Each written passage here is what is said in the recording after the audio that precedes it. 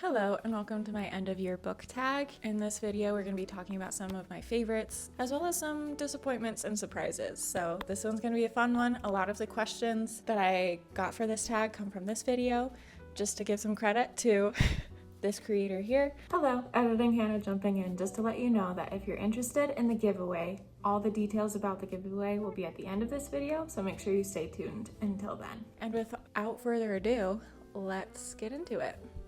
All right, we're gonna start off with a nice juicy question.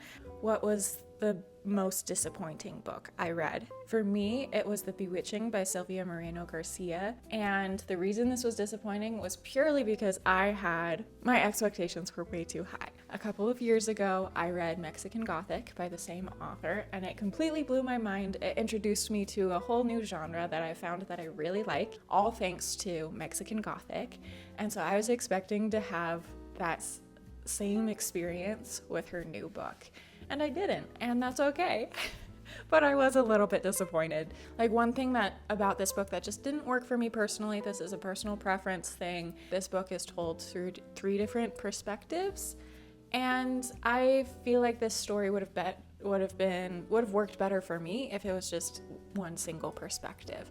But I would still recommend it. I still think it's a great book, especially if you're interested in maybe dipping your toes into the horror genre. I think you might like this. It's not quite as scary or spooky as other horror books I've read. If you're also interested in like witchy stories, I think you would like this. So definitely check it out, but yeah, it just didn't quite hit as hard as I wanted it to. All right, what's a book that's overhyped? The answer to this question is none of this is true. It's not even like online hype that I'd heard about this book. I've heard a few people online mention it and say it was pretty good. Where I feel like it was completely overhyped is that there was a big group of people at my work that read this at the beginning of the year, and they were all just raving about it. They were like, oh my gosh, that ending, oh, I never would have expected that. Wow, it blew me away. That was so crazy. I'm so glad I read this book. And this group of people who read it, like, there were people who weren't big readers. Like, it took a lot for them to like finish a book, and they were like, wow, I like never ever finish books, but this one I finished. And there were also people that were more like me who just like love reading, have always loved reading, studied literature in college, all of this stuff, and they felt the same way. So I'm like, okay, you have a diverse group of people with very different tastes, and they're all saying they love this. Wow, it must be really good. Let me read it. I did not have the same experience. I was not blown away by the ending. In fact, I feel like the title of the book kind of spoils the ending. And so I was not blown away by it, and I was disappointed that I had a different experience than all of my coworkers.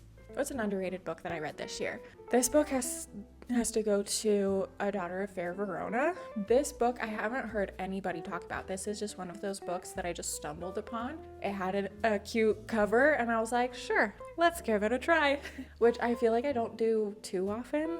Usually I like to pick books based on word of mouth. If I've heard other people review the book and I think I'd like it, that's how I usually pick the books I'm going to read. And so this one was just a surprise to me because I haven't heard anybody read it or talk about it, but I had fun with it. This book is like a sequel to Romeo and Juliet, where like they didn't die at the end of Romeo and Juliet. They are married now, they have several kids. Their oldest daughter is betrothed to be married, but she doesn't want to get married. Then her fiance is found dead at the engagement party. And so there's like this murder mystery to it. There is a subplot of romance to it. It's also quite funny. So there's a lot of stuff going on in this book, but it was just fun. I feel like it was just a good balance of all of these fun things. I got this book from the library and I read it all in the same night because I was just having that much fun with it. And I'm surprised that I haven't heard anybody else talk about this book because it was just that fun. The next question is, what was my biggest surprise? And for me, this is Funny Story by Emily Henry. This book I wasn't expecting to like because a couple of years ago I read Book Lovers, and after hearing everybody rave about Book Lovers, I feel like everybody I heard talk about it, they loved it. And I read it and it was fine. It was okay. I didn't really enjoy it as much as everybody else, and I just didn't get it. I didn't get why everybody else loved it so much. And so, yeah, I was at the library back in February, I think, and just happened to see Funny Story. I was like, hey, it's February. It's, Valentine's times. So let me pick this up and give Emily Henry another try. And I actually really enjoyed it. I think the main thing that made my experience with this one different than Book Lovers is just that the characters, I cared so much more about the characters in this book. And I'm not just talking about the main couple, I'm talking about the side characters too. All of these characters I could relate to in some way. I just found they were really interesting, and I loved all of the relationships in this book. I loved the romantic relationship, but I also loved the friendships that are built in this book. This one worked a lot better for me than Book Lovers. Who are my favorite characters?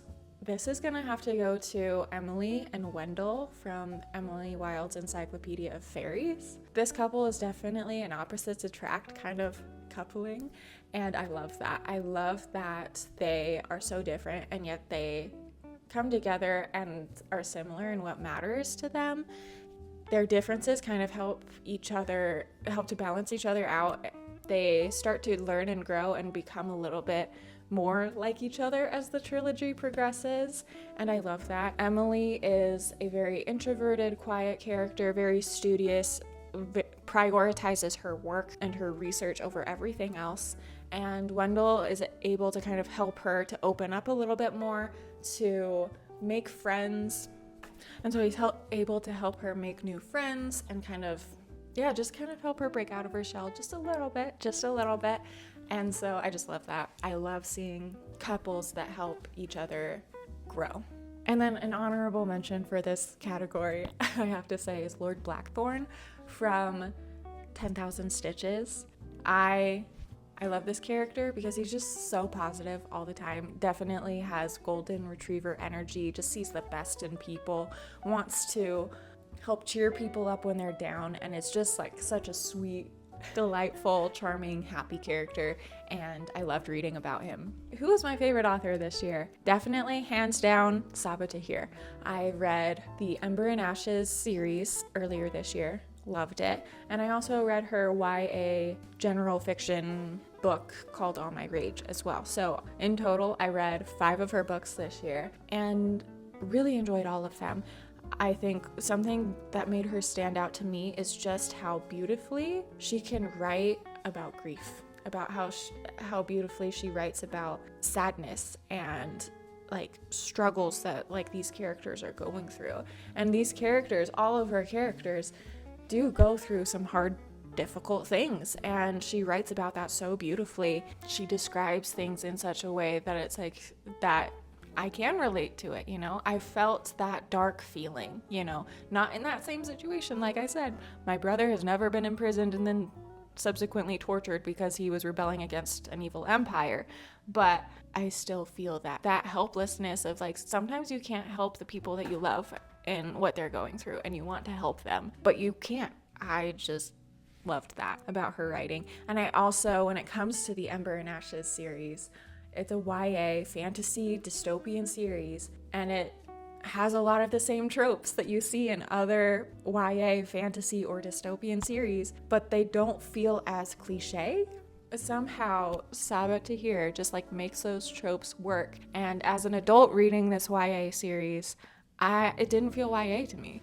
I really enjoyed my time with these characters in this world. It was great. I think it's amazing that she could do that. What's a book that made me happy? This one was also really easy to answer, and that is The Ornithologist's Field Guide to Love. This book is a romance with a little sprinkle of magic in it about 2 rival academics who study magical birds. This one made me happy because it is so just ridiculous. It dials everything up to an 11. Like, it is silly, and the banter is bantering. I love the banter. And also just like, you have these silly tropes. There's the one bed trope. they're at an inn and there's one bed left and they have to share the bed, and so there are these like tropes, but they're like used in a way that's like making fun of the trope, and I loved that. They're used in a way that like highlights how ridiculous these romance tropes are, and yet it still helps to progress the romance. And so I don't know, it was just funny, it was silly, it was ridiculous, it was absurd. Just thinking about it has me just like grinning, because it was just that out there. Now, on the other side of the emotional spectrum, what's a book that made me cry? This goes to The Kite Runner. And if you read this book, please check trigger warnings. There's a lot of really heavy, triggering material in this book, but it's beautifully written, and you care so deeply about the characters because of the way it's written. Definitely, I feel like a modern classic. More people should read this. I read this because it takes place, or a large part of this book takes place in a part of the world I don't know much about. It takes place in Afghanistan, and I wanted to know more about that culture and about that history. This book helped open my eyes to some of that. But also, yeah, it's about a young man, and we're following him through his life from the time he's a small boy until he's in his 30s, I want to say. It's just everything he goes through. I don't know what else to say other than it was very moving, very difficult to read. I wouldn't have expected to be gripped by a story like this, just in that it is so heavy, and it is not a genre that I typically read or pick up. I would have expected this to take me a few weeks to get through, but I think I read it in like 4 or 5 days, because it's just written in such a way that you just really, really grow to care about our main character, Amir. And there are parts where like he's not always the best. He does some things that aren't the best, but you still feel for him. You still kind of understand where he's coming from in those moments. And even though you're disappointed that he made that choice, you still just have this hope for him. It's a very moving book, and it made me cry. All right, what's a frustrating book? This goes to All My Rage by Saba Tahir, who we already talked about. This, again, major trigger warnings for this book as well. This is about 2 kids who live in a small town in the US, but they are the children of Pakistani immigrants. And so as little kids, they come together, they become friends, and they become this support for each other, because living in a small town in the US, of course, they're bullied for having an accent, they're bullied for the way they look, they're just bullied constantly, but they can lean on each other because at least they're being bullied for the same things and can support each other in that. And so you have these 2 kids with this background. They are best friends. The point where this book picks up and starts off is when they are teenagers, and they have recently just had a big falling out. We're watching them as they're trying to navigate life without each other, and how they come back to get together because of the loss of a family member. But the frustrating part of this book is just that you see that they need to connect with each other as they're coming back after this separation that they've had. They're hesitant to trust each other with everything that's going on in their lives and everything they're feeling about the things that they're being exposed to. You as a reader just know that like they need each other. They need each other in these hard times that they're going through, but they won't open up to each other about these hard things they're struggling with. And so they can't be there. They can't be that support because they aren't trusting each other to open up to each other about these things. And it's very frustrating. It's very, very frustrating, but you just feel for these characters because of everything they're going through. And it's a great book. Again, when I mentioned earlier that Saba Tahir knows how to make grief sound beautiful and sound relatable, even if you haven't experienced the same exact things as her characters, this is a good example of that. What's the longest book I read? The longest book I read this year was Oathbound, which is the 3rd book in the Legendborn series. This book comes in at a whopping 650 pages, but I just love the Legendborn series so much that I read it in 3 days, which is probably some sort of record for me. I am not a super fast reader, but when it comes to series that I love, I don't know, I get some sort of adrenaline boost and just read super fast, I guess. What's the shortest book I read this year? The Unselected Journals of Emma M. Lyon. This is a short 112-page book that it's an epistolary novel, so it's like all told through journal entries of this young woman who has just turned 21, and because of that, she is now old enough to claim her inheritance that was left to her when her father died. And so she's returning to London after several years living in the countryside with an old family member to claim her inheritance. And we're just following that journey through her journal entries. And it's a very charming, short little read. What was my favorite cover this year? I've got two for this one. One is the whole Emily Wilde's trilogy. I love those books covers because they remind me of those like old leather-bound fairy tale book covers in like the old classic Disney princess movies, you know, and Sleeping Beauty and Cinderella and Snow White, and how those movies start with like a storybook opening up. The other book I want to mention for this is this copy of The Night Circus that I recently got for my birthday. This is like a special edition, the vintage classics edition, and I just love it. I feel like it just encapsulates what The Night Circus is so much better than the other covers, and so I'm very excited to have this particular cover in my collection now. What's a 2025 release that I have yet to read? Sunrise on the Reaping. Earlier this year, I reread The Hunger Games and Catching Fire in preparation to read Sunrise on the Reaping. So I read those over the summer, and then spooky season snuck up on me, and I just wanted to read spooky books. So I have not read Sunrise on the Reaping yet, but I definitely will. What's a 2026 release that I'm excited for? This goes to Theodora's Tea Shop. This is by Christy Ann Jones. She is a fellow booktuber that I've been following for 4 or 5 years now, and so I've watched her as she's written this novel, coming out now in July of 2026, so I'm really looking forward to that. And I'm also just really looking forward to the book itself because it's a gothic fantasy set in a 1920s kind of time period, and so I just think that combination of elements sounds really fascinating to me. What's the best sequel and series that I've read this year? Best sequel is definitely 10,000 Stitches. It's the second book in the Regency Fairy Tales series. I've read Half a Soul, which is the first book in that series, last year, and I liked it. I had fun with it. It wasn't one of those series where I immediately had to pick up the second one, obviously. When I read the second one, it just, something about, maybe it was the timing, maybe I think had something to do with the book being inspired by Cinderella. I don't know. All of it came together and it just hit. It hit so much harder for me than Half a Soul, to the point where I started thinking as I was reading 10,000 Stitches, how come I didn't like that as much as I'm liking this one? I feel like I should have liked that one just as much as this. Maybe I need to give it another shot. So I feel like that makes 10,000 Stitches a really good sequel, and I'm also really looking forward to reading the third book in the series here in the next couple of months. All right, as far as best series go, it's hard for me to decide because there are 2 series I read this year that I just absolutely loved. And those are the Ember and Ashes series by Sabaa Tahir. We already talked about Sabaa Tahir, and I already talked about this series a little bit earlier, but I have to mention it again because it was one of my favorite series this year. And then the second is the Emily Wilde's trilogy. I loved that. The reason I think I loved that one so much is just like I read it at a time that was really chaotic in my life, and I just needed something kind of cozy. I needed something kind of academic, you know.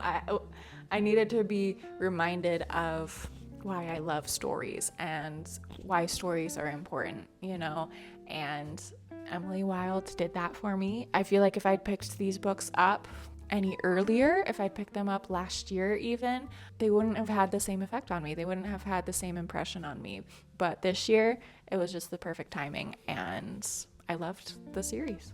This question is, what was your favorite reread this year, and what's a book you want to reread next year? I love this question. Just a little tangent. I love this question because I used to be a really big rereader. Like I almost just exclusively reread books that I already knew I loved. And in the past few years, as I've been getting back into reading and making videos about the books I'm reading, I haven't reread as many books as I used to because I have felt the need to just read new books. so that I can talk about new books for my videos and stuff. But this year I was more open to rereading books. I reread several books, and my favorite reread of this year was Northanger Abbey. I forgot how delightful this book is. It's for the book girlies. It's about a book girly like herself. Our main character, Catherine, loves her books, loves her novels, and is constantly comparing the situations she's in to books she's read. Whether she's at a ball and a gentleman is approaching her and starts talking to her about something, and she's like, and she's thinking about, I'm not feeling, this passionate love for this guy like characters in the books feel. Like, what's going on? Or later in the book, when she has the opportunity to stay at this Gothic manor, she's just looking for some sort of mystery. She's looking for some sort of dark, mysterious past. And I just love that. I love that she's always looking for ways to connect her own experience with the stories that she loves. I was delighted by that, and to be reunited with that character. For the book that I want to reread in 2026, that is definitely A Study in Drowning.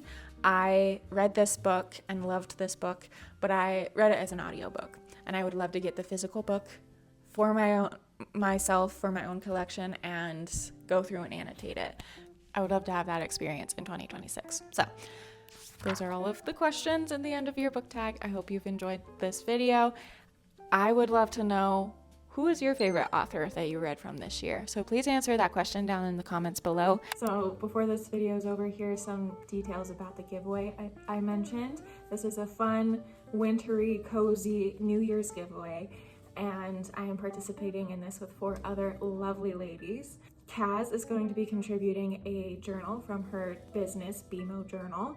Jennifer has recently written a lovely new poetry collection, so she's contributing that. You'll be getting a handcrafted candle from Rebel and Eve Candles, and then I will be working with Annie from 1974 Bookstore to get you a new book. So that's what you can win in this giveaway. To enter the giveaway, first you need to make sure you're subscribed to my channel, so click the button down below this video that says subscribe. Then you're going to go to the Instagram post that I have linked in the video description, and you are going to follow the instructions in that Instagram post, including following all of the 4 lovely co-hosts of this giveaway on Instagram. And you're going to want to do all of this before January 9th, because that is when this giveaway closes and we will be picking a winner. If you have any questions or want any more details, I will have all of this written out in the video description in case you want to just double check that you've got all of your ducks in a row. Everything will be written out there. Good luck to those who are entering this giveaway. It's going to be super fun, and I can't wait to see who wins. And with all that said, thank you so much for watching. Thank you for listening to me ramble about books. I'll see you in my next video. Bye.